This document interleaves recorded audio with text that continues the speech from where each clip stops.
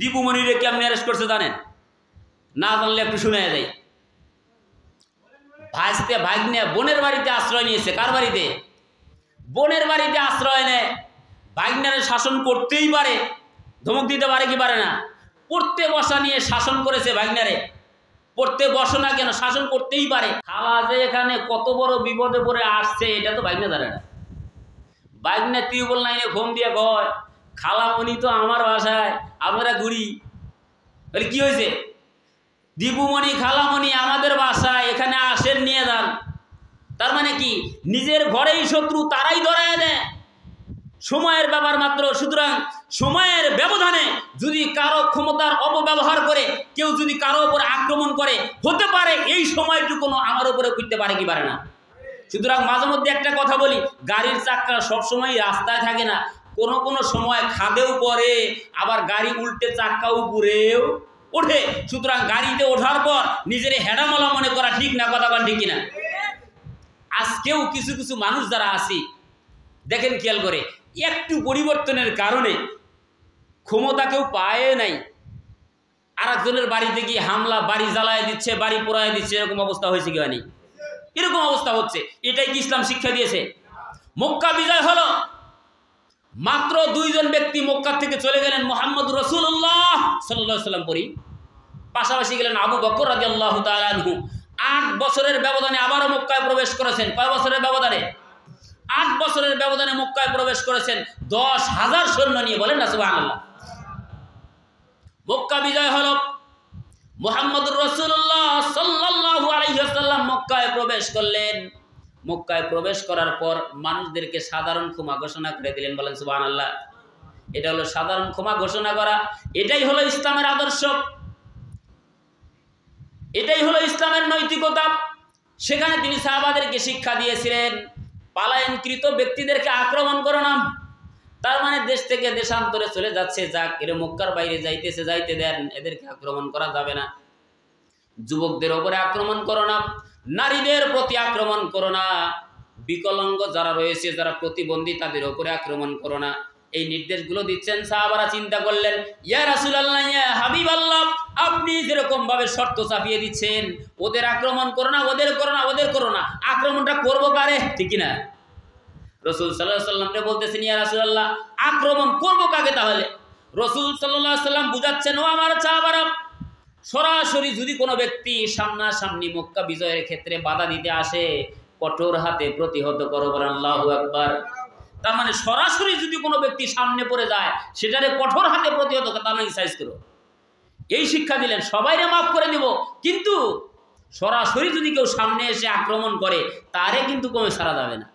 এখন যেই ব্যক্তি পালন করতেছে, সে যাইতেছে, যাইতে দাও। আত্মসমর্পণ করা ব্যক্তির উপর আক্রমণ করা রাসূলের আদর্শ। এখন ধরে মাররে, খাওরে, লুট কররে, চুরি কররে, ডাকাতি কররে, হচ্ছে কি হচ্ছে না? এটাই ইসলামের আদর্শ না। ইসলাম শিক্ষা দিয়েছেন মানবতা, ইসলাম শিক্ষা দিয়েছেন আদর্শ, ইসলাম শিক্ষা দিয়েছেন ক্ষমা করে দেওয়া। তাহলে আমাদের ক্ষমা করে দেওয়ার দরকার আছে না নাই? আমরা সকলকেই ক্ষমার দৃষ্টিতে দেখবো ইনশাআল্লাহ। তার মানে আমরা চাই বাংলাদেশটা শান্তিপূর্ণ একটা দেশে পরিণত হোক। আল্লাহ পাক রব্বুল আলামিন বাংলার জমিনটারে কোরআনের জমিন হিসেবে কবুল করে বলি আমিন। সম্মানিত হাজিরিন, যে কথা বুঝাতে যাচ্ছিলাম, তাহলে মুনাফিক তো তারা যারা সময়ের ব্যবধানে নিজেদের আমলের সাথে সাথে নিজেদের পোশাক, নিজেদের তসবি, নিজেদের হাতের তসবি, মাথার পট্টি সব কিছু পরিবর্তন করতে পারে, তারাই হলো জাতির শ্রেষ্ঠ মুনাফিক। কথা বলেন ঠিক কিনা? তাহলে আলোচনা করতেছিলাম 3 নাম্বার মুনাফিক।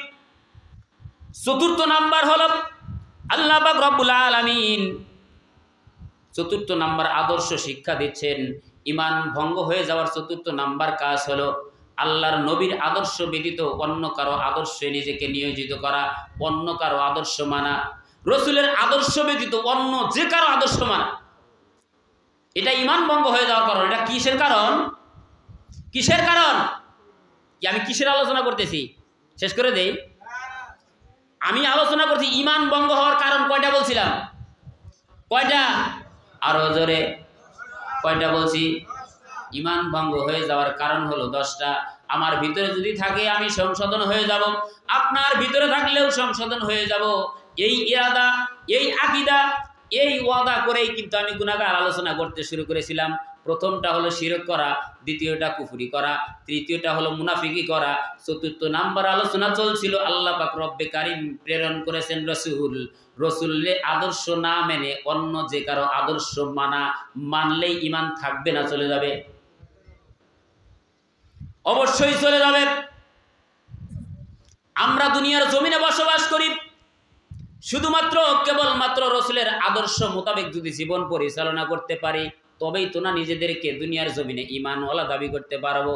আল্লাহ রসুল সাল্লাল্লাহু আলাইহি সাল্লাম একটা হাদিসে জানাইলেন, আবু হুরায়রা রাদিয়াল্লাহু তাআলা আনহু হাদিসটা বর্ণনা করা হলো।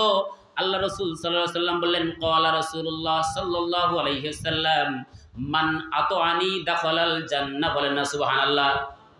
আবু হুরায়রা রাদিয়াল্লাহু তাআলা আনহু বলেন, রাসূল সাল্লাল্লাহু আলাইহি সাল্লাম বলেছেন, মান আতাআনি দাখালাল জান্নাহ, যেই ব্যক্তি আমার অনুসরণ করবে সে জান্নাতে প্রবেশ করবে। বলেন সুবহানাল্লাহ।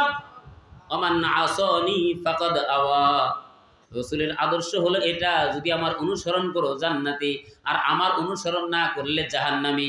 সুতরাং আমরা রাসূলের আদর্শে আদর্শবান হতে চাই কি চাই না? তাহলে দুনিয়ার জমিনে যেই আদর্শ রয়েছে, অনেকেই অনেকভাবে ফেসবুকে স্ট্যাটাস আমরা জেনে থাকি, দেখে থাকি, শুনে থাকি, বা অনেকের 5 দিন থেকে আমাদের মাঝে বেশি আসে। আমরা কেউ বলি জিয়ার সৈনিক, কেউ বা বলে মজিবের সৈনিক। কথা বলি কিনা? আছে না নাই? কেউ বা জিয়ার, কেউ বা মজিবের। আমরা কি তাদের সৈনিক না আমরা রসুলের সৈনিক? আমরা কার সৈনিক হয়ে মরতে চাই? কার সৈনিক হয়ে দুনিয়ার জমিনে বাঁচতে চাই?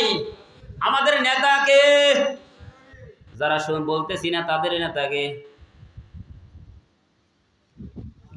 আমার মনে হয় আমার কথাগুলো আপনাদের লাগতেছে যে হুজুর মাত্র বাক স্বাধীনতা পেয়েছেন তাই যে শুরু করছেন, সামনে ক্ষমতা পাইলে যেন আরো কি করবেন? হুজুর আগেও যেরকম এখনো সেরকম, কোরআন যা বলতেছে তাই বলতেছি। আমরা চাই দুনিয়ার জমিনে কোন মানুষ যদি দাবি করে যে আমি ঈমানওয়ালা, ঈমানদার, অবশ্যই তার কার আদর্শ মানতে হবে। কি আলোচনা কি আমি 3 জনের সামনে করতেছি? 3 জন জবাব দিচ্ছেন রসুলের। তাহলে আমরা যদি নিজেদেরকে ঈমানদার দাবি করি অবশ্যই আমাদের রসুলের আদর্শ মানতে হবে। কতক্ষণ ঠিক কিনা? রসুলের আদর্শ ব্যতীত কোনো ব্যক্তি যদি বলে আমি মজিবের সৈনিক, আমি মজিবের আদর্শে আদর্শবান, তাহলে ওই ব্যক্তি কি ঈমানদার বলে দাবি করতে পারবে? সে মজিবের আদর্শ যদি দাবি করে কখনোই সেই ঈমানদার দাবি করতে পারবে না। কেউ যদি বলে আমি জিয়ার সৈনিক, আমি জিয়ার আদর্শে আদর্শবান, কখনোই সেই ঈমানদার দাবি করতে পারবে না। কোন ইসলামের লোক যদি মনে করে যে আমি অমুক লিডারের সৈনিক, অমুক যা বলবে তাই, না বললে নাই, সে যত বড় কুতুব, যত বড় বুজুর্গই হোক না কেন, ওই ব্যক্তিও জান্নাতি হতে পারবে না। জান্নাতি ব্যক্তি তো তারা ঈমান তো ঠিক রাখতে পারবে ওই সমস্ত জাতি যিনি দাবি করবে আমি একমাত্র, কেবলমাত্র, শুধুমাত্র রসুলের সৈনিক। কথা ঠিক কিনা? তাহলে ঈমান রক্ষা করার, ঈমান ভঙ্গ হয়ে যাওয়ার 4র্থ নাম্বার কারণ হলো রসুলের আদর্শ ব্যতীত অন্য কারো আদর্শ মানা। অন্য কারো আদর্শ মানলে কি হয় দেখেন, খেয়াল করেন। একজন সাহাবী ছিলেন আব্দুল্লাহ ইবনে উবাই ইবনে সুলুল। তিনি পৃথিবীর জমিনে রসুলের সমস্ত আদর্শ মানলেন, সব কাজ করলেন। যুদ্ধের ময়দানে যান, নামাজের জামাতে শরীক হন, প্রথম সারিতে এসে দাঁড়িয়ে যান, রসুলের পাশাপাশি থাকার চিন্তা করেন। কিন্তু তিনি যখন দুনিয়া থেকে চলে গেলেন, আল্লাহ জানাইয়া দিচ্ছেন ইয়া রাসূলুল্লাহ, ইয়া হাবিবাল্লাহ, তার ব্যাপারে দোয়া করবেন তো দূরের কথা, তার কবরের কাজ দিয়েও যাবেন না। বলেন না নাউজুবিল্লাহ। অবস্থা বুঝছেন? কারণ কি? কারণ কি? কারণ হলো একটাই, আব্দুল্লাহ ইবনে উবাই ইবনে সুলুল রসুল আরবি সাল্লাল্লাহু আলাইহি সাল্লামের প্রত্যেকটা আদেশ মানতেন, কিন্তু একটা জায়গায় শুধু মানতেন না, সে নেতা হিসেবে স্বীকার করেছেন সর্বক্ষণ আবু জেহেলরে। বলেন না নাউজুবিল্লাহ। লিডার মানতেন আবু জেহেলরে, কিন্তু রসুলের সাথে চলতেন। কিসের জন্য চলতেন? চলার পিছনে একটা কারণ হলো রসুলের সাথে চলে চলে তিনি ইসলামের ক্ষতি করেছেন না লাভ করেছেন? ক্ষতি করেছেন। মানে ইসলামের সাথে মিশে মিশে ইসলামের ক্ষতি করা সহজ হবে, এখান থেকে সমস্ত কিছু গোয়েন্দাদের মতো আদান প্রদান করছেন আবু জেহেলের কাছে। সুতরাং তিনি ইসলামের সব থেকে বড় দুশ্মন ছিলেন। আর এটা আল্লাহ জানাইয়া দিলেন যে আপনি তার জন্য দোয়া করে কোনো লাভ নাই, আপনি দোয়া করলেই কবুল করা হবে না। আর প্রত্যেক ইমানদারের কর্তব্য হলো কোনো বিজাতির জন্য সে দোয়া না করে, দোয়া তো দূরের কথা, কবরের কাজ দিয়েও যেন না যায়। বলেন না নাউজুবিল্লাহ। তাহলে 3য় নাম্বার কারণ হলো রসুলের আদর্শ ব্যতীত অন্য কারো আদর্শ আমরা মানব না। কতক্ষণ ঠিক কিনা? যারা রসুলের আদর্শে দেশ চালাতে চাবে আমরাও তাদের আদর্শে আদর্শবান হতে চাই। আল্লাহ পাক রব্বুল আলামিন আমাদের প্রত্যেকের এই একামতে দিনের পথে কবুল করুক, বলি আমিন। এবার সংক্ষিপ্তভাবে বোঝাতে যাচ্ছি পঞ্চম নাম্বার ঈমান ভঙ্গের কারণ। ঈমান ভঙ্গ হয়ে যাওয়ার পঞ্চম নাম্বার কারণ হলো আল্লাহর বিধান যাদের ভালো লাগবে না। এই যে এখানে কোরআনের আলোচনা হচ্ছে, যদি কারো মনের ভিতরে সামান্য পরিমাণ কিঞ্চিত পরিমাণ খটকা লাগে, কি হচ্ছে? অথবা মনে করেন কোরআনের একটা আয়াতুল কারিমা নাজিল হয়েছে, ভালো লাগতেছে না কোরআনের আলোচনা, ভালো লাগে না কোরআনের আয়াত তেলাওয়াত, ভালো লাগে না কোরআনের, যদি কোনো ব্যক্তি কোনো মুহূর্তে কোনো সময়ের জন্য যদি চিন্তা করে কোরআনের আলোচনা তার মনের ভিতরে যদি কিঞ্চিত পরিমাণও খটকা লাগে, কি পড়তেছে, ভালো লাগতেছে না, ভালো লাগবে না কেন? সুর ভালো হোক মন্দ হোক, তেলাওয়াত করতেছে আল্লাহর কোরআন, ঠিক কিনা? সেটা আমাকে ভালো লাগতেই হবে, কতক্ষণ, ঠিক কিনা? সুর যে কোনো সুরেই হতে পারে, যে কোনো সুর হোক না কেন, যদি হয় আল্লাহর কালাম, ভালো লাগার দরকার আছে না নাই? আছে। এটা আল্লাহর কোরআন ভালো না লাগার প্রশ্নই আসে না। যদি ভেতরে প্রশ্ন একবার জেগে যায় যে আমার ভালো লাগতেছে না, অথবা যদি কোনো ব্যক্তি আল্লাহর কোরআন থেকে একটা আয়াত যদি মনে করে এই আয়াত এরকম কেন হলো, কি জন্য হবে, হবেই বা কেন, এরকম যদি মনের ভিতরে খটকা লাগে, সঙ্গে সঙ্গে কি চলে যাবে? কি চলে যাবে? ঈমান চলে যাবে।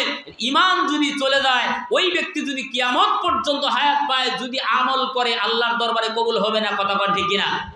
আল্লাহ পাক রব্বুল আলামিন আমাদের বোঝার মতো তৌফিক দান করুক, বলে আমিন। তাহলে কোরআনের আলোচনা যাদের ভালো লাগবে না, প্রত্যেকটা আয়াতুল কারিমা অবশ্যই আমাদের পড়া, মানে এর সাথে রেফারেন্স দেওয়ার দরকার ছিল।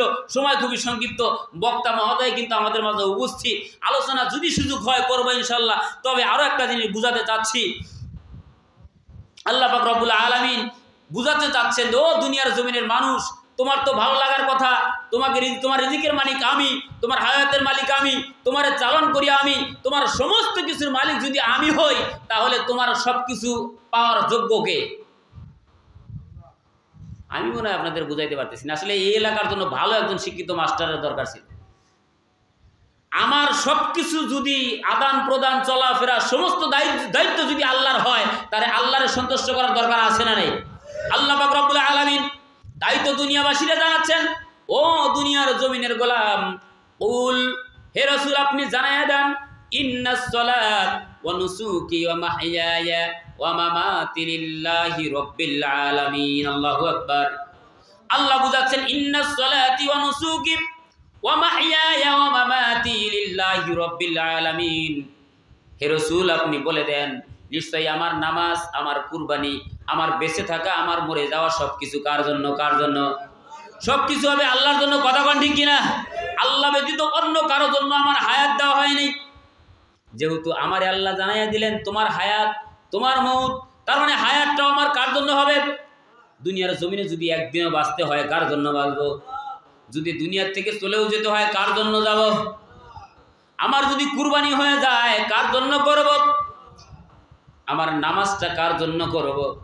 নাকি সমাজের মাতাব্বর যিনি রয়েছে তিনি চাপ দিবেন বিদায় নামাজ পড়ব? আমার নামাজটাও হবে কার জন্য? আমার বেঁচে থাকা, মরে যাওয়া কার জন্য? আমার সুদ খাওয়া কার জন্যে? এলাকার মানুষ তো খুব চালাক, আল্লাহ হেদায়েত দান করে বলে আমিন। আল্লাহ বরকত দান করেন বললো আমিন। সুদারও মনে হয় এলাকায় নাই, আছে? একটা জিনিস খেয়াল করেন, সমস্ত কিছুই যদি আল্লাহর জন্য হয়, অবৈধ কামগুলো কিন্তু আল্লাহর জন্য না। সুদের টাকা যদি কোনো ব্যক্তি খায়, একটা হাদিস বাংলা অনুবাদ আপনাদেরকে শোনাতে যাচ্ছি, কোনো ব্যক্তি যদি 1 টাকা সুদ খায়, কয় টাকা? 1 টাকা কোনো ব্যক্তি যদি সুদ খায়, ওই ব্যক্তি আপন মায়ের সাথে, নিজের গর্ভধারিণী মায়ের সাথে 70 বার জিনা করার সমান, সব থেকে নিম্নমানের গুনাহ, নাউজুবিল্লাহ। এটাই হলো সব থেকে ছোট গুনাহ, সব থেকে ছোট গুনাহ। তাহলে 1 টাকা সুদ খাইলে আপন মায়ের সাথে, নিজের গর্ভধারিণী মায়ের সাথে যদি 70 বার জিনা করার সমান গুনাহ হয়, তাহলে যেই ব্যক্তি হাজার হাজার টাকা সুদের উপরে লাগাইয়া তারপরে মাসের পর মাস লাভের টাকাগুলো নিয়ে পরিবার বর্গের মানুষের মধ্যে বিলীন করে আর চালায়, ওই ব্যক্তি নিজের মায়ের সাথে কতবার জিনা করার সমান গুনাহ তার হয়, মনে হয় ক্যালকুলেটরে তো ধরবেই না, কিয়ামত পর্যন্ত হিসাব করলেও হিসাব করা সম্ভব হবে না। এরকম লোক আছে না নাই? কম না বেশি? অনেক বেশি। 1 টাকা সুদ যদি আপন মায়ের সাথে 70 বার জিনা করার সমান গুনাহ হয়, এই জায়গায় আমরা যারা রয়েছি কাউকে যদি বলা হয় ও যুবক, ও ভাই, বাড়িতে গেলে বেশি কিছু না, বেশি কিছু করো না, বাড়িতে গিয়ে তুমি সামান্যতম কি করবা, তোমার মায়ের ব্রাটা ধরে একটু টান দিবা, অথবা তোমার মায়ের শরীর থেকে মাইন্ড করবেন না। কাউরও যদি বলা হয় মায়ের শরীর থেকে কাপড়টা টান দিয়ে খুলবা, কোথাও খোলা লাগবে না, ঘরের ভিতরে যাও, ঘরের ভিতরে গিয়ে তোমার মায়ের জামাটা একটু টান দিয়ে খুলে দাও, তোমার মায়ের একটু উলঙ্গ করে দাও, কোনো যুবক কি দেবে? কোনো বুদ্ধিমান মানুষ কি দেবে? কোনো বিবেকবান আকলবান মানুষ দেবে? কেউ এটা দেবে না। শুধু তাই না, কাউরে যদি বলা হয় লক্ষ টাকা দিব তোমার মায়ের শরীর থেকে শুধু জামাটা টান দিয়ে খুলে দিবা, আমার মনে হয় না টাকার লোভে পড়ে কি কেউ দেবে? কথা বলতেছেন না, দেওয়ার কি কথা? সেটাও দেবে না। যদিও দেয়, ধরে নেন কিছুক্ষণের জন্য, কোনো ব্যক্তি যদি তার মায়ের শরীর থেকে কাপড় ধরে টান দিয়ে মারে উলঙ্গ করে দেয়, আর এই কথা যদি এই এলাকার মুরব্বী জানে, মাতাব্বর জানে, অথবা মসজিদের ইমাম সাহেব যদি জানতে পারে অমুক বাড়ির অমুক কুলাঙ্গার সন্তান মায়ের শরীর থেকে কাপড়টা টান দিয়ে খুলে দিয়েছে, তাহলে খেয়াল করেন তো ওই সন্তানরে কি এলাকায় রাখার কথা? এলাকায় তো রাখবেই না, সমাজে বন্ধক করবে, এলাকা তারা করবে, ঠিক কিনা? ওই সন্তানরে এলাকা ছাড়া করা হবে। এলাকা ছাড়াই না, শুধু তার বিরুদ্ধে কঠোর ব্যবস্থা নেওয়া হবে। কিন্তু আমরা এমনও হতভাগা জাতি, মায়ের শরীর থেকে মাত্র কাপড়টা টান দেওয়ার দরুন যদি সন্তানরে এলাকা ছাড়া করে দেই, কিন্তু লক্ষ লক্ষ টাকা সুদের পর লাগাইয়া মাস শেষে লাভের টাকাটা গুনে গুনে খাই। আপন মায়ের সাথে জেনা করার দরুন যে গুনাহ, এই গুনাহগুলো কিন্তু আমল নামায় চলে যাচ্ছে। এই সন্তানটারে কিন্তু আমরা সমাজের বড় চেয়ারে বসাই, কথা কন ঠিক কিনা? এই হয় অনেক টাকার মালিক, এই হয় এলাকার ভিতরে ধনাত্মক ব্যক্তি, লাভের পর সুদের পর টাকা লাগাইয়া যখন মোটা অঙ্কের টাকা ইনকাম করতে শুরু করে, তখন মসজিদের সভাপতি বানাইতেও আমরা তারই একটু বিবেচনা করি, মসজিদের দান তো ওই বেচারাই বেশি করে, কথা কন ঠিক কিনা? অবস্থা এরকম হয় কি হয় না? অনেক জায়গায় হয়, এই এলাকায় নাও হইতে পারে, এই এলাকায় হয়তো বা হয় না, কিন্তু অনেক জায়গায় এরকম অবস্থা আছে না নাই? তাহলে একজন জেনাকার ব্যক্তিরা মায়ের কাপড় ধরে মায়ের উলঙ্গ করার দরুন ওই ব্যক্তির এলাকা ছাড়া করি, কিন্তু লাভের পর টাকা লাগাইয়া লক্ষ টাকার মালিক হয়, ওই ব্যক্তিরা আমরা সমাজের মোড়ল, সমাজের মাতাব্বর বানাই। এই পরিস্থিতি থেকে আল্লাহ পাক রব্বুল আলামিন আমাদের হেফাজত করুক, বলেন আমিন। যে কথা বলতেছিলাম, ৫ম নাম্বার কারণ, আল্লাহর বিধান ব্যতীত অন্য কোনো বিধান যার ভালো লাগে, মানে আল্লাহর বিধান যার ভালো লাগে না, ওই ব্যক্তি ধরে নেবেন ইমান দুনিয়ার জমিনে তারা ইমান নাই। কিয়ামত পর্যন্ত হায়াত পাইলে যদি ওই ব্যক্তি আমল করে, কিয়ামত পর্যন্ত আমল করলেও আমল যিনি কবুল করবেন না তিনি কে? আল্লাহর নাম নিতেও আপনাদের কৃপণতা, আল্লাহর সাথে রাগারাগি আছে নাকি? ওই ব্যক্তিকে আল্লাহ পাক রব্বুল আলামিন আমাদের হেদায়েত দান করুক, বলি আমিন। এবার আসি ৬ষ্ঠ নাম্বার কারণ, সংক্ষিপ্তভাবে শেষ করে দেব। ৬ষ্ঠ নাম্বার কারণ হচ্ছে বেঈমানদের কাজকে সুন্দর মনে করা। বিজাতিরা যেই কাজগুলো করে, এই কাজগুলো ভালো লাগা মানে সুন্দর মনে করা, ইমান চলে যাবে। কি চলে যাবে? ১ম নাম্বার কারণ হলো শিরক করা, ২য় নাম্বার কারণ হলো কুফরি করা, ৩য় নাম্বার কারণ হলো নিফাকি করা, ৪র্থ নাম্বার কারণ হলো আল্লাহর রসুলের আদর্শ না মানা, ৫ম নাম্বার কারণ হলো, ৫ম নাম্বার কারণ মাত্রই বললাম, কি বললাম? ৫ম নাম্বার কারণ আল্লাহর কোরআনের আয়াত যদি ভালো না লাগে, আল্লাহর বিধান যার ভালো লাগবে না। এবার শুনি ৬ষ্ঠ নাম্বার কারণ, কানটা দিয়ে শুনে নেই। ৬ষ্ঠ নাম্বার কারণের ভিতরে আল্লাহ জানাইয়া দিচ্ছেন বিজাতিদের কাজকে সুন্দর মনে করা। যদি কোনো ব্যক্তি বিজাতিদের কোনো কাজকে সুন্দর মনে করে, ওই ব্যক্তিরও ইমান সঙ্গে সঙ্গে চলে যাবে, কথা বলেন ঠিক কিনা? বিজাতিদের কাজ কি? অনেক মানুষ কথায় কথায় বলেই ফেলে আমাদের থেকে ওই যে ওরাই ভালো, আছে না নাই? আচ্ছা, আর একটা উদাহরণ দিলে বুঝবেন। রাজীবপুর আছে না, রাজীবপুর বাজারের পশ্চিমে, মানে থানা বলে, রাজীবপুর বাজারের পশ্চিমে নদী বাতায় যখন হিন্দুদের পূজার মণ্ডপে পূজা দেওয়ানো হয়, এই মেলার ভিতরে মেলার কাজ মুসলমানদের না বিজাতিদের? মেলার কাজ মুসলমানের না বিজাতিদের? বিজাতিদের কাজ। ওইখানে যদি মুসলমানের সন্তান যায় আনন্দ এবং উল্লাস করে, ধরে নেবেন পাক্কা মুনাফিক, তার ইমান চলে গেছে, কথা ঠিক কিনা? যদি কোনো ব্যক্তি বিজাতিদের কোনো অনুষ্ঠানে যায়, তার মানে অবশ্যই তার সেটা ভালো লাগছে, ঠিক কিনা? বিজাতিদের কোনো কাজে ভালো লাগা, ভালো মনে করা ইমান চলে যাওয়ার লক্ষণ, ইমান চলে যাওয়ার কারণ। যদি ইমান চলে যায়, হাজারো শপথ করুক যে আমি ইমানদার, যতক্ষণ পর্যন্ত তওবা করে ফিরে না আসবে ইমানদার হতে পারবে। একটা জিনিস খেয়াল করি, পূজার মণ্ডপে গিয়ে যদি মুসলমানের সন্তান লাফালাফি করে, দেখবেন খেয়াল করে ওই সন্তান যদি কখনো তওবা না করে আল্লাহর কাছে ফিরে আসে, নূতন করে যদি কালেমা না পড়ে, কিয়ামত পর্যন্ত হায়াত পাইলেও তারে মুসলমান বলা যাবে না, সে ঈমানওয়ালা থাকবে না। ও মৃত্যুবরণ করলে কবর দেওয়া যে কথা না দেওয়া। কিন্তু আমরা তো এমন হতভাগা কপাল পোড়া জাতি, আমাদের মাথার যারা ছিলেন, আমাদের প্রধানও যারা ছিলেন, তারা তো মাঝে মধ্যেই বলেই ফেলতেন। যেমন আমাদের শেখ হাসিনা ছিলেন, তিনি তো বলেই ফেলাইছেন মা দুর্গা গুজে চলেছে, দেশে ফসল ভালো হয়েছে, বলছে কি বলে নাই? আহারে, কত বড় কপাল পোড়া হলে এরকম কথা বলতে পারে? মা দুর্গা গুজে চলে নাকি দেশে ফসল বলে? আচ্ছা, দেশে ফসল ভালো দেওয়ার মালিক কে? ফসল কম দেওয়ার মালিক যিনি, তিনি কে? অতিরিক্ত বৃষ্টি দেওয়ার পরেও ফসল ভালো হয়, তিনি কে? বৃষ্টি ছাড়াও ফসল ভালো করে দেন যিনি, তিনি কে? অথচ তিনি বললেন মা দুর্গা গুজে চলেছে, দেশে ফসল ভালো হয়েছে। আরো তো একজন মন্ত্রী তো বলেই ফেলেছিলেন যে আমাদের জন্য একটু দোয়া করতে বললেন, আছে না নাই? এখন কিন্তু দেখেন খেয়াল করে, সময়ের ব্যবধান, সময়ের কালের পরিবর্তনে তাদের আর খুঁজে পাওয়া যায় না। আছে? আছে? খেলা হবে, আরো খেলা হয়, আসো খেলি, এই ভাষাগুলো আছে এখন? নাই। কত কিছুই না তারা করেছে। মা দুর্গারে গুজে দিয়ে দেশে ফসল নিয়ে আসলো, দেশে শান্তি নিয়ে আসলো। দুর্গার কাছে দেশে শান্তির জন্য চাইলো যে শান্তি চাই, আমাদের বাংলাদেশটা যেন ভালো চলে। আরে তোমারে তো ভারতে পাঠানো হয়েছে দেশে শান্তি চাওয়ার জন্য না। সবর করে আসো, আসো, তুমি পূজার মণ্ডপে যাওয়া, যাও, ভালো কথা। তোমার পূজার মণ্ডপে গিয়ে তো দেশে শান্তি চাওয়া, এটা মুসলমান জাতি কামনা করতে পারে না, কতক্ষণ ঠিক কিনা? আহা, কপাল পোড়া জাতি, কপাল পোড়া জাতি। এরা সোজা হয় কখন? একটা কথায় কথা চলে আসে। পুকুরের পাশে বসবাস করতো একটা ব্যাঙ, ব্যাঙের পাশেই বসবাস করতো গর্তের ভিতরে একটা সাপ। এটার নাম কি? সাপ আর ব্যাঙ। হয়তো ভাবতেছেন হুজুর কোরআন থেকে বলছেন, না কোরআন থেকে না, হাদিস থেকে না, হাদিস থেকেও না, কথার কথা আর কি। গর্তের ভিতরে সাপ আর বসবাস করতো ব্যাঙ, দুজনের মধ্যে খুব গভীর ভাব। কোনো এক সময় ব্যাঙ বলতেছে, আচ্ছা বন্ধু, তোমার সব কিছুই ভালো, তোমার গঠন কত ভালো, কত বড় লম্বা তুমি, তোমার গায়ে কত জোর, এই যে তুমি যখন ফানা তোলো ফস করে ওঠে, তোমার সব কিছুই খুব ভালো লাগে, কিন্তু তোমার একটা জিনিস ভালো লাগে না। বলে কি? তুমি যখন চলাফেরা করো না, ক্যাক্কর ব্যাক্কর করে হাঁটো, এটাই ভালো লাগে না। ব্যাঙের ভাষাটা এই যে হাঁটো না, তোমার হাঁটনিটা শুধু ভালো না, তোমার সব ভালো। অন্ত সাপের মাথা খারাপ হওয়ার কথা কিনা? সাপের মাথা খারাপ।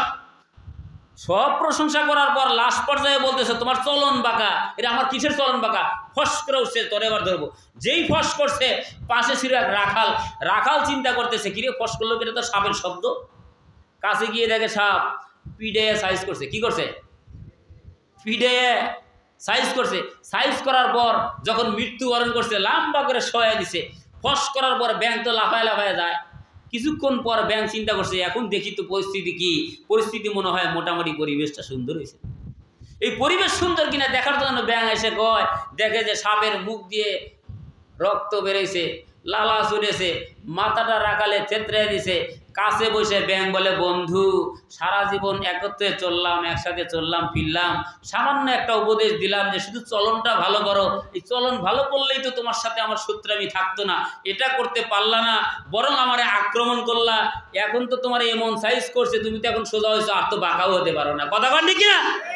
ব্যাঙ বলতেছে, দোস্ত সোজা হইলা, কিন্তু মুখ দিয়ে লালা আসার পর।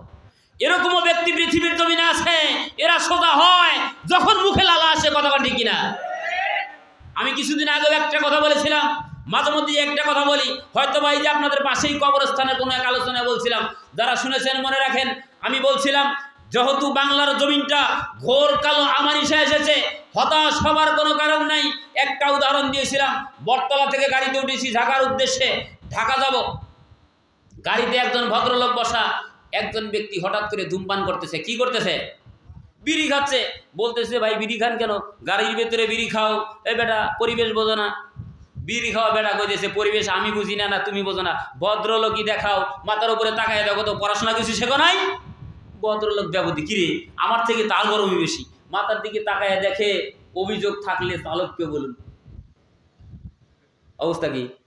অভিযোগ থাকলে চালক কখন কি এই বেড়ার তো ধমক দেওয়া ঠিক আছে, চালকরে যাবো চালক মশাই গাড়ি থামান, বলে কেন গাড়ির ভেতরে সিগারেট খায়, দুর্গন্ধে গাড়িতে থাকা যায় না, অবস্থা খুব খারাপ, গাড়ি থামান, আগের নামায় দেন।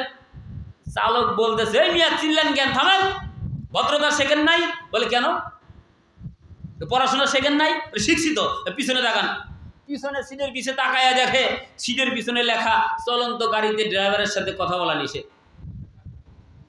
ভদ্রলোক পড়ছে বেগা যায়, অবস্থা তো খারাপ, পড়াশোনা তো ঠিকই, সবার জানি তো ঠিক আছে, এই সিগারেট খাওয়া ব্যক্তি বলতেছে চালককে বলেন, চালক বলতেছে পিছনে দেখেন, পিছনে দেখতেছি চলন্ত গাড়িতে চালককে কিছু বলা নিষেধ, তাহলে তো অবস্থা খারাপ, অভিযোগ দিব কোথায়, বিড়ির গন্ধ তো আর সহ্য হচ্ছে না, এই অসচেতন, এই যে ধোঁয়া, পরিবেশ দূষণ, এটা তো আর ভালো লাগতেছে না, দুঃখ বলি কারে, সুতরাং সে চিৎকার করে বলতেছে ড্রাইভার সাহেব সময় একদিন আসবে, কথা বল ঠিক কিনা, ড্রাইভার সাহেব সময় একদিন আসবে, গাড়ি তোমার চিরকাল চলবে না, হয়তো তোমার সামনে রাস্তা ফুরিয়ে যাবে, নয়তোবা তোমার গাড়ির তেল ফুরিয়ে যাবে, কথা বলনি কিনা, তখন খেলা হবে। ড্রাইভার কইতেছে গাড়ি এক সময় থামবে, হয়তোবা সামনে গিয়ে তোমার রাস্তা ফুরাবে, নয়তোবা তোমার গাড়ির তেল ফুরাবে, তখন তোমারে আর যিনি বায়ু দূষণ করছে উভয়েরই সাইজ করবো, সাইজ হচ্ছে কি হচ্ছে না। আমি কিছুদিন আগেই বলেছিলাম, বেশি দিনের কথা না, মাত্র কয়েক মাসের ব্যবধান, আপনারা লাগাই বলছিলাম সময়ের ব্যবধানে এমন সময় আসবে আমরাও কথা বলবো, পালানোর পথ খুঁজে পাবে না, কথা ঠিক কিনা, সময় হয়েছে কি হয় নাই, পলানোর কোনো জায়গা নাই, নদী সাঁতরিয়ে পালানোর রাস্তা নাই, এয়ারলাইন বন্ধ, পাসপোর্ট ভিসা বন্ধ, সব কিছু যখন বন্ধ, তখন তো তারা সেনাবাহিনীর কাছে গিয়ে চোখের পানি ফেলে ফেলে কান্দ, কথা ঠিক কিনা। সুতরাং ক্ষমতা পাওয়ার পরেই নিজেকে তাকব্বরি দেখিয়ে বাহাদুরি দেখানো, দাম্ভিকতা, এটা ইসলামের আদর্শ হতে পারে না, কথা ঠিক না। ক্ষমতার বাহাদুরি থাকে না তো চিরকাল, সময়ের সাথে সব হয় রে বিলীন, জেনে রেখো জালিমেরা সব জুলুমের ফল, পাবে একদিন ওরে পাবে একদিন, কথা ঠিক না। সময়ের ব্যবধানে ক্ষমতার বাহাদুরি থাকে না তো চিরকাল, ক্ষমতার বাহাদুরি থাকে না তো চিরকাল, সময়ের সাথে সব হয় রে বিলীন, জেনে রেখো জালিমেরা সব জুলুমের ফল, পাবে একদিন ওরে পাবে একদিন, ঠিক না। একদিন ব্যবধানে, সময়ের ব্যবধানে সব কিছুই পাওয়া যায়, সুতরাং ক্ষমতার বাহাদুরি দেখানোর দরকার আছে, দরকার নাই। আমরা সবাই সবারে ক্ষমার দৃষ্টিতে দেখবো, ভালোবাসার দৃষ্টিতে দেখবো, আমরা সবাই সবারে ভালোবাসার চেষ্টা করবো। আল্লাহ পাক রব্বুল আলামিন আমাদের সে তৌফিক দান করে, বলে আমিন। তাহলে ঈমান ভঙ্গ হয়ে যাওয়ার কয় নাম্বার কারণ আলোচনা করতেছি? 6 নম্বর কারণ হলো বেঈমানদের কাজকে ভালো মনে করা, মনে আছে? তাহলে যদি এই কাজটা কেউ করে তাহলে তার ঈমান চলে যায়। আল্লাহ পাক রব্বুল আলামিন আমাদের বেঈমানদের কাজকে ঘৃণার দৃষ্টিতে দেখার তৌফিক দান করি, বলুন আমিন। ইসলামের কাজগুলো আমাদের সুন্দর দৃষ্টিতে দেখার তৌফিক দান করি, বলি আমিন। 7 নম্বর কারণ হলো জাদু টোনাকে বিশ্বাস করা। কোনো ব্যক্তি জাদু দেখে দেখে যদি বিশ্বাস করে, জাদু করে করে ভাগ্য পরিবর্তন করে দিল, কত সুন্দর টাকা বানাইয়া দিল, জাদু করলো, ওই ব্যক্তি অমুক ব্যক্তির জাদু করে এটা করে দিল সেটা করে দিল, এই জাদুকর যারা রয়েছে আর জাদুকরদের যারা বিশ্বাস করে, উভয়ের ঈমান চলে যায়। যতক্ষণ পর্যন্ত কালেমা পড়ে মুসলমান না হবে, কিয়ামত পর্যন্ত হায়াত পাইলে যদি আমল করতে থাকে, কবুল করবেন না যিনি তিনিকে? আল্লাহ পাক রব্বুল আলামিন জাদুটোনা থেকে আমাদের ফিরে রাখার, জাদুটোনা বিশ্বাস থেকে আমাদের দূরে রাখার তৌফিক দান করুক, বলি আমিন। 8 নম্বর কারণ মুসলমানদের বৃদ্ধাশ্রম, মানে মুসলমানদের বৃদ্ধাচরণ করা। 8 নম্বর কারণ শুনি, মুসলমানদের বৃদ্ধাচরণ করা। মুসলমান চলতেছে একদিকে, আমার তাদের কাজটা ভালো লাগতেছে না, মুসলমান কোরআন দ্বারা ফয়সালা করবে, আর ওই কাজ যদি ভালো না লাগে, মুসলমান চলছে একদিকে, আমি যদি গার মোরামি করে চলি অন্যদিকে, বুঝে নেবেন, ধরে নেবেন ঈমান চলে যাবে। তাহলে গোটা জাতি যদি ধ্বংসের দিকে যায়, একজন জাতি যদি ইসলামের পথে থাকে, সেই ব্যক্তি যদি হয় মুমিন, সেই ব্যক্তি যদি হয় মুসলমান, আমরা তারই আদর্শ মানবো, কথা ঠিক কিনা। গোটা জাতি গোমরার পথে গেল, এটা দেখার বিষয় নয়। আল্লাহরে খুশি করার লক্ষ্যে আমার গোটা এলাকা যদি আমার বিপক্ষে যায়, তবুও আমাকে খুশি করতে হবে কাকে? আল্লাহকে। গোটা জাতি আমারে ভালোবাসুক, আল্লাহ আমারে ভালোবাসেন না, আল্লাহ রাগ করেন, এমন কাজ করা যাবে না। সুতরাং গোটা এলাকা যদি আমারে সম্মানের আসরে বসান, আর এই আসনে বসার জন্য যদি আল্লাহ নারাজ হন, আল্লাহ যদি বেজার হন, ওই কাজ কখনো করা যাবে। তার মানে ইসলামের বিদ্যাচরণ কখনোই করা যাবে না, ইসলামের বিরুদ্ধে কখনোই যাওয়া যাবে। যখনই আপনি ইসলামের বিরুদ্ধে চলে যাবেন, ইসলাম চলছে একদিকে, আপনি যদি সেদিকে না গিয়ে বামপন্থীদের দলের পথে যদি পথ চলতে থাকেন, কিয়ামত পর্যন্ত যদি আপনি পথ চলেন, আপনার পথ চলা কখনোই শেষ হবে না। আপনি কিয়ামত পর্যন্ত হায়াত পাইলে সারা রাত সারা দিন যদি ইবাদত এবং বন্দেগী করেন, যদি আপনি ইসলামের বাইরে থেকে করেন, আপনি কখনোই সফলকাম হতে পারবেন না। যেমনিভাবে আমাদের লিডাররাও কিছুদিন আগে বলছেন যে আমরা দৈনন্দিন জীবনে প্রত্যেক রাতেই 80 রাকাত করে করে নফল নামাজ পড়ে তারপরে ঘুমের ঘর হয়ে যায়। বলছে কি বলে নাই? সে যদি ইসলামের পথে থাকতো তবেই তো না তার 80 রাকাত, তারপরেই তো না তাদের কীর্তিকলাপ, ঠিক কিনা? এমন অনেক বুজুর্গ আছে ইসলামের বিদ্যাচরণ তো দূরের কথা, আলেম ওলামাদেরকে অত্যাচার করতে করতে এমন নির্যাতন করেছে। গত কিছুদিন আগে রফিকুল ইসলাম মাদানী তার নির্যাতনের একটা দৃষ্টান্ত দিতে গিয়ে তিনি বলছেন, দুঃখে কষ্ট লাগে, মনের ভিতরে কত কষ্ট। একজন আলেম, ছোট্ট একজন মানুষ, তারা যখন রিমান্ডে নিয়ে যাওয়া হয়েছিল, তিনি বলেন আমার উলঙ্গ করার চিন্তা ভাবনা ষড়যন্ত্র চলছে, আমার হাফ প্যান্ট পরিয়ে আমার হাতে সিগারেট তুলে দেওয়ার মতো ষড়যন্ত্র তারা করেছে। নাউজুবিল্লাহ বলেন না?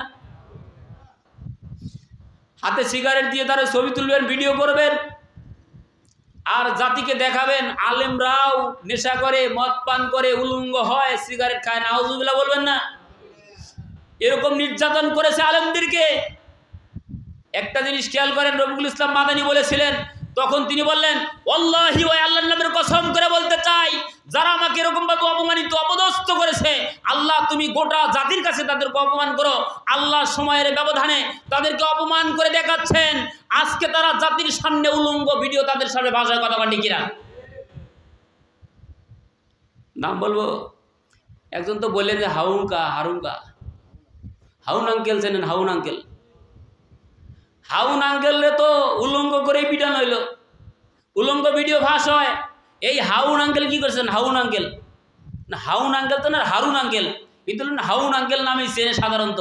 এই হাউন আঙ্কেল রফিকুল ইসলাম মাদানীরে নির্যাতন করতে করতে এরকম চরম পর্যায়ে নিয়ে গিয়েছিল, উলঙ্গ করেও পিটাইছে, আর জাতির সামনে, গোটা জাতির সামনে আল্লাহ তারে উলঙ্গ করে ছাড়লেন। বলেন না নাউজুবিল্লাহ? মাত্র সময়ের ব্যাপার। হাউন আঙ্কেলের মতো শত সহস্র হাউন আঙ্কেল বাংলার জমিনে আছে না নাই?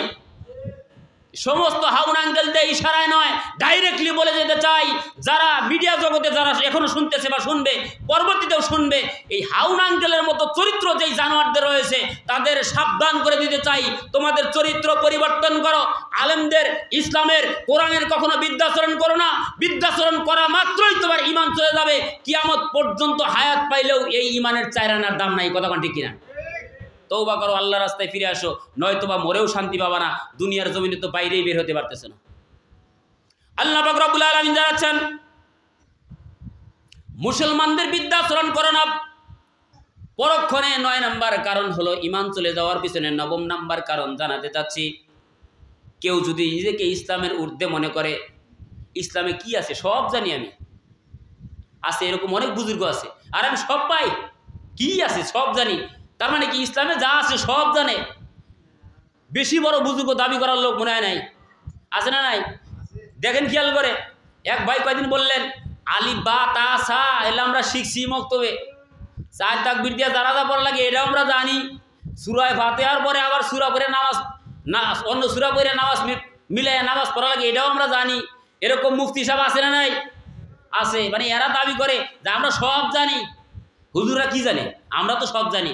এরকম যদি কোনো ব্যক্তি করে, চোখ বন্ধ করে ধরে নেবেন, কোনো ব্যক্তি যদি নিজেকে ইসলামের ঊর্ধ্বে মনে করে, সে হোক আলেম, সে হোক জালেম, অথবা কোনো গোত্রের, অথবা কোনো কওমের, যে গোত্রের যে দলেরই হোক না কেন, সে যদি মনে করে যা আছে সব আমি জানি, বুঝে নেবেন এটা শয়তান। ঠিক বলতে কি ভয় পাইতেছেন? শয়তানও কইতেছিল আমি সব জানি। শয়তান কইছে কি কয় নাই? শয়তান বলছে কি এমন আছে জানি না, সব জানি। কিন্তু যে বলে যে আমি সব জানি, বুঝে নেবেন পাক্কা শয়তান, ঠিক না?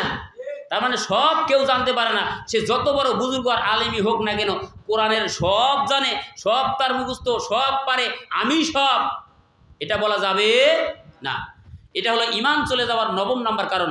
10ম নাম্বার কারণ হলো ইসলামের বিধানকে কেউ যদি ঘৃণার দৃষ্টিতে দেখে। এই যে আজকে এখানে একটা মাহফিল হইতেছে, কিসের মাহফিল এটা?